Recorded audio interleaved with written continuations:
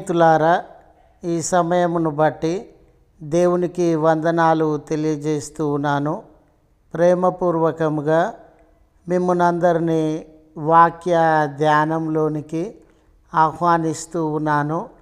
తలగా ఉంచెదను అనే ఆలోచనను మీతో కూడా పంచుకోవడానికి ఇష్టపడుతూ ఉన్నాను గనుక దయచేసి ముగింపు వరకు దేవుని యొక్క వాక్యాన్ని మీరు ఆలకించాలని మనవి చేస్తూ ఉన్నాను.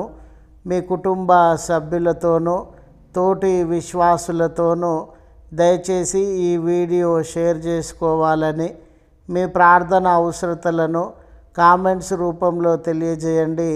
నమ్మకంగా మీ కొరకు ప్రార్థిస్తామని, మీ ఆధ్యాత్మిక జీవితములకు ఈ వీడియో ఉపయోగకరంగా ఉండినట్లయితే దయచేసి ఈ ఛానల్ను సబ్స్క్రైబ్ చేసుకొనవలసినదిగా మనవి చేస్తూ ఉన్నాను. లేఖనము ద్వితీయోపదేశ కాండము 28వ అధ్యాయము 14వ వచనము. యెహోవా నిన్ను తలగా నియమించును గాని తోకగా నియమింపడు. జీవితంలో మనం ఎదగాలని, ఫలించాలని, ఉన్నతమైన స్థాయిలో ఉండాలని, ఎన్నో గొప్ప విజయములను సాధించాలని ప్రయత్నములు జరిగించేటటువంటి వారంగా ఉంటాం. మానవ ప్రయత్నములుగా ఎన్నో ఇబ్బందులను, సమస్యలను ఎదుర్కొనిన జీవితంలో విజయము సాధించాలనే దృఢ సంకల్పాన్ని మనము కలిగి ఉంటాం. అయితే నిజంగా మన జీవితంలో ఉన్నతమైన స్థాయిలో ఉన్నతమైనటువంటి విజయాన్ని మనం పొందాలనంటే దేవుడు మనకు అనుగ్రహించిన మార్గాన్ని గమనించినప్పుడు, స్నేహితులారా, ఏదైనా జంతువును మనం చూస్తూ ఉన్నప్పుడు దాని యొక్క తల ఆకాశము వైపు చూస్తూ, తల ఎత్తైన స్థలంలో శరీరం అంతటి కంటే, శరీర అవయవముల కంటే ఎత్తైన ఉన్నతమైనదిగా తల ఉండడాన్ని మనము గమనిస్తాం. అదే జంతువు యొక్క తోకను గమనించినట్లయితే అది ఎల్లప్పుడూ నేల వైపు, అంటే భూమి వైపు వ్రేలాడుతూ కనబడుతూ ఉంది. ఆ జంతువు యొక్క శరీర అవయవములన్నిటికంటే క్రింది స్థాయిలో తోక ఉండడాన్ని మనము గమనిస్తాం. తల అనేది గౌరవానికి, ఘనతకు, గొప్పతనానికి, అభివృద్ధికి, ఉన్నతమైన స్థితికి, ఆశీర్వాదమునకు గుర్తుగా ఉంది. అదే తోక అనేది పతనానికి, నష్టానికి, కొదువకు, బలహీనతలకు, శ్రమకు, కన్నీళ్ళు, నిరాశ, నిస్పృహ, ఎదుగు పొదుగు లేనటువంటి జీవితానికి సూచనగా ఉంది. అయితే దేవుడు నిన్ను అన్ని విషయాలలో, నీ వ్యక్తిగత జీవితంలో కానివ్వండి, నీ కుటుంబ జీవితము, సమాజము, ఉద్యోగము, నువ్వు ఏ చోట ఉండినావో, ఏ ప్రయత్నముల మధ్య ఉండినావో, ఏ ప్రణాళిక కలిగి జీవితంలో ముందుకు సాగుతూ ఉన్నావో వాటన్నిటి అందు దేవుడు నిన్ను తలగా నియమిస్తానని వాగ్దానము చేయుచు ఉన్నాడు. అయితే దేవుడు మనల్ని తలలాగా ఉన్నతమైన స్థితిలో నియమించాలనంటే మనము మొట్టమొదట దేవుని వైపు చూస్తూ ఆయన మీదనే ఆధారపడి ఇతరమైన వాటిని విసర్జించాలి.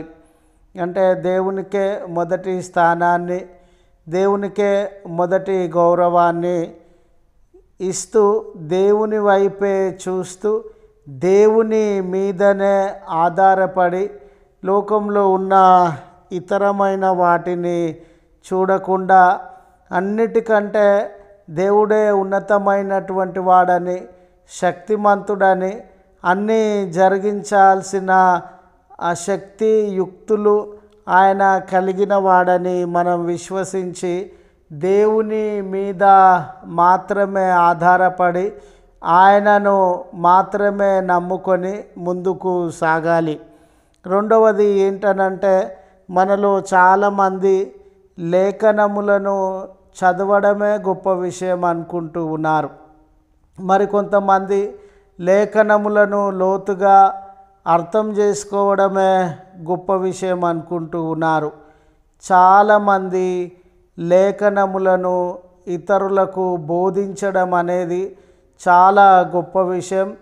లేఖనములను చదివితే సరిపోతుంది, లేఖనములను అర్థం చేసుకుంటే సరిపోతుంది, లేఖనములను ఇతరులకు బోధిస్తే సరిపోతుంది అని మనలో చాలామంది లేఖనములను అనుసరించడంలో అలసత్వాన్ని ప్రదర్శిస్తూ ఉన్నారు. లేఖనములు వినడానికి, చదవడానికి, బోధించడానికి చూపుచూ ఉన్న శ్రద్ధ వాటిని అనుసరించి జీవించడంలో ఆ శ్రద్ధ చూపడము లేదు. నిజంగా దేవుడు మనల్ని తలగా నియమించాలనంటే మన జీవితంలో మరి ఆ లేఖనములను అనుసరించి జీవించాలని మనవి చేస్తూ ఈ మాటలను ముగిస్తూ ఉన్నాను. ప్రార్థించుదము. కృపగల తండ్రి, ప్రేమగల మా రక్షక, నీ పరిశుద్ధ నామమునకు వందనాలయ్యా. మాలో చాలామంది జీవితములు తోకవలె ఉండినవి, అంటే పతనమైనవిగా, శిథిలమైనవిగా, ఆశీర్వాదము లేక, ఎదుగు పొదుగు లేక, అవి బలహీనపరచబడినవిగా, క్రింది స్థాయికి సంబంధించినవిగా, అశాంతి, అసమాధానము, సమస్యల మధ్య నలిగిపోయే జీవితములుగా ఉండినవి.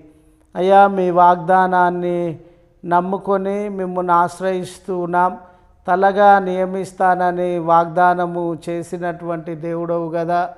మా సమస్యలలో నుండి, భారములలో నుండి, బలహీనతలలో నుండి, కొదువలలో నుండి మమ్మను విమోచించి మా వ్యక్తిగతము, కుటుంబము, ఉద్యోగము, సామాజిక జీవితముల యందు మా ప్రయత్నములు, మా ఉద్దేశములు కలిగి ఉన్న రంగముల యందు మమ్మను తలగా నియమించి మీ దీవెనలతో నింపుమని క్రీస్తు పేరట వేడుకొనుచున్నాము తండ్రి. ఆమెన్.